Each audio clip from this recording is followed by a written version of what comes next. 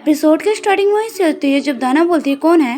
Aiden दाना को पेड़ के ऊपर चढ़ा देखकर घबरा गया होता है, लेकिन तभी दाना पेड़ से नीचे कूद जाती है। दूसरी तरफ रिया दाना को ढूंढ रही होती है चारों तरफ। तभी उसे चिल्लाने की आवाज आती है। ये सुन के वह घबरा जाती है और पलटकर दूसरी तरफ देखती है। चिल्लाते हुए बोलती है माय लेडी। दाना एडन के ऊपर होती है।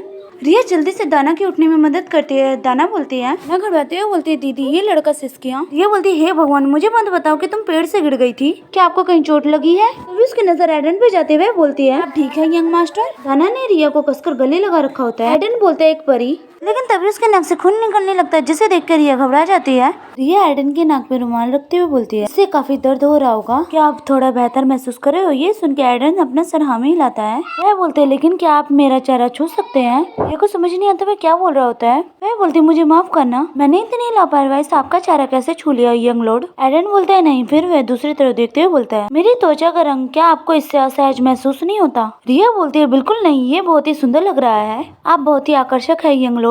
ये सुन के एडन हैरान होकर बोलता है सचमुच। रिया बोलती है बिना किसी शक के आप बेहद ही आकर्षक हैं और आप डचेस की तरह दिखते हैं। यंग लॉर्ड क्या आपको अपनी माँ का त्वचा का रंग पसंद नहीं है। ये सुन के एडन बोलता है बिल्कुल नहीं, माँ पूरी दुनिया में सबसे खूबसूरत इंसान है। ये बोलकर वह रोने लगता है।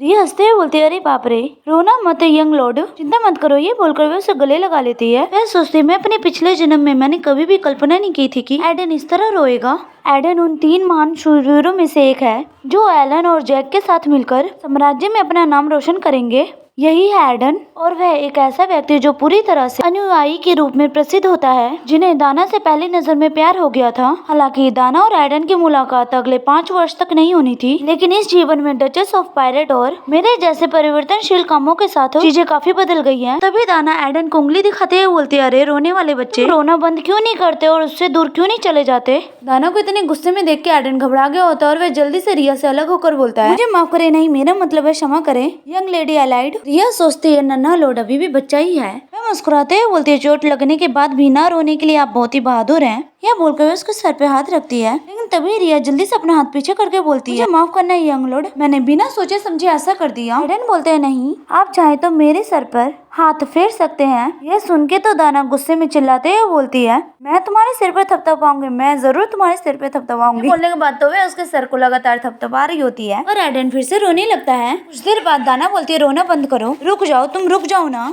एडन डरते हुए बोलता है ओ ठीक है। उन दोनों को इस तरह करते देख रिया मुस्कुरा रही होती है। वह सोचती है मेरी पिछली जिंदगी के विपरीत वह दोनों वास्तव में अच्छे दोस्त बन सकते हैं। रिया बताती है नाक से खून बहने की घटना के बाद एडन अक्सर ये डची में आया करता था और जैसा की उम्मीद थी वह दोनों करीब आ गए। हम देखते रिया किताब पढ़ी होती है, तभी कोई बोलता है दीदी। एडन रिया के पास भाग कर आते हैं, बोलते हैं अगर आपने पढ़ना खत्म कर लिया है तो साथ खेलते हैं। रिया बोलती है हाँ चलिए खेलते हैं। एडन से पूछते हैं क्या हम घर घर खेले क्योंकि आपको यह पसंद है यंग लॉर्ड। ये सुनकर एडन खुश होकर बोलते सचमुच। एडन दाना से बोलता है क्या मैं आज पापा नहीं बन सकता। ये सुनकर दाना बोलते है क्या। दूसरी तरफ पेड़ के पीछे एडन बोलता मैं हमेशा से ही लाडला रहा हूँ, पति भी बनना चाहता हूँ। यह सुनकर गुस्सा हो जाता है। वे जल्दी से एडन के पास आकर बोलते अरे तुमने अभी क्या कहा पति। अरे नन्हे बदमाश, तुम्हें तो पहले ही पता है कि हमारी दाना कितनी खूबसूरत है। दाना रिया के गले लगकर बोलती है बिल्कुल सही, कभी भी बहन के पति नहीं बन सकते, पिता बनने जा रही हूँ। ये सुन के एलन की तो हवाइयाँ ही उड़ जाती है। रिया मुस्कुराते हुए बोलती है यंग लॉर्ड माँ की भूमिका यंग लेडी के लिए नहीं मेरे लिए है। ये सुन के एलन बोलता ओह बस इतना ही,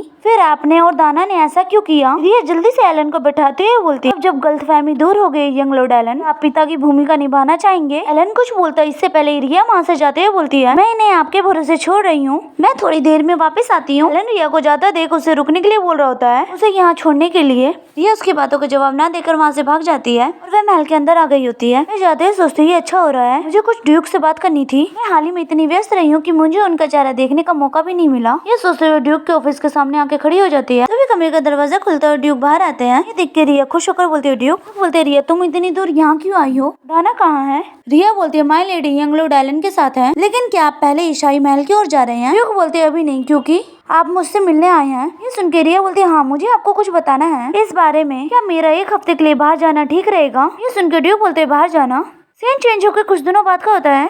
रिया तैयार हो गई होती है बाहर जाने के लिए। वह बोलती है फिर मिलते हैं यंग लेडी, मैं चलती हूँ, आज भी आपको शाही महल की सुरक्षित यात्रा की शुभकामनाएं। दाना रिया को बाय करते हुए बोलती है ठीक है दीदी, आपकी यात्रा मंगलमय हो। तभी जैक आकर बोलता है गाड़ी तैयार है, चलो चलते हैं। रिया बोलती है ठीक है मैं जा रही हूँ जैक। वह वहाँ से जाते हुए ड्यूक के साथ अपनी बातें याद करती है। एक हफ्ते की छोटी छुट्टी, मुझे लगा सब कुछ ठीक रहेगा क्योंकि सभी लोग शाही भोज में जा रहे हैं। ड्यूक बोलता है आपकी छुट्टी का दिन आपका अपना समय है, इसलिए अगर आप बाहर जाना चाहते हैं तो आपको जाना चाहिए। सुन के रिया खुश होकर बोलती है बहुत बहुत धन्यवाद। इस तरह उसे एक हफ्ते की छुट्टी मिल जाती है और प्रेजेंट में वह सोचती है माना स्टोन बेचने का ये बिल्कुल सही मौका है और वह गाड़ी में बैठकर वहाँ से चली जाती है और दाना उसे पीछे से बाय कर रही होती है। ये देख कर रिया उसे बाय करते हुए सोचती है चिंता मत करो दाना, मैं निश्चित रूप से अमीर बनकर लौटूंगी। ये स्टोरी इसी वजह से लेट हो रही है क्योंकि ये 3 दिन के बाद एक चैप्टर आता है, उसके बाद मैं उसे अगले दिन ही अपलोड करती हूँ।